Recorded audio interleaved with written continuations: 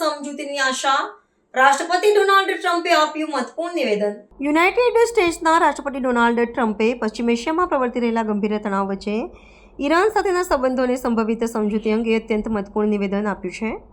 તેમણે વિશ્વાસ વ્યક્ત કર્યો છે કે ચાલી રહેલી વાટાઘાટોના અંતે એક શ્રેષ્ઠ સમજૂતી સાધિત થશે, જે લશ્કરી સંઘર્ષના વિકલ્પ જેટલી જ અસરકારક સાબિત થઈ શકે છે.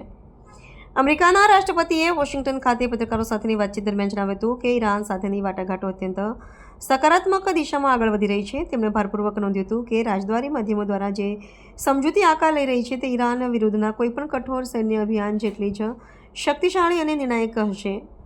ટ્રમ્પના મતે આ સમજૂતી ક્ષેત્રમાં લાંબા ગાળાની શાંતિ સ્થાપવા માટે સક્ષમ છે અને તે અમેરિકાના રાષ્ટ્રીય હિતોનું સંપૂર્ણ રક્ષણ કરશે, જેનાથી આંતરરાષ્ટ્રીય સુરક્ષા વ્યવસ્થા વધુ સુદૃઢ બનશે.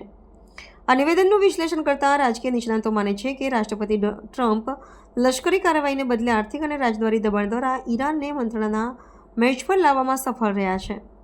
તેમના આત્મવિશ્વાસપૂર્ણ શબ્દો સૂચવે છે કે આગામી દિવસોમાં પશ્ચિમ એશિયાના ભૂરાજકીય સમીકરણોમાં મોટા ફેરફારો જોવા મળી શકે છે.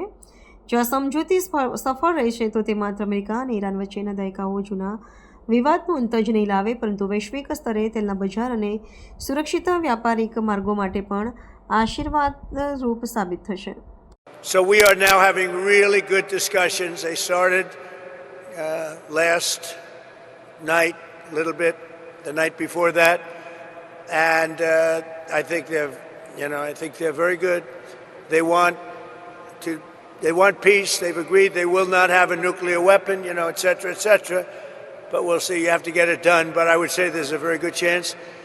And it began when I said that I won't be. We were planning tomorrow on shooting down some of their power plants, and we're going to hold that up. Hopefully we won't have to do it, and hopefully we can make a deal that's good for all of us, including the Middle Eastern allies that have been very good to us, including Israel, that's been a great partner in this fight. They've really been a good partner in the fight. They fought hard. But we'll see what happens. I think there's a very good chance we're going to end up in a deal.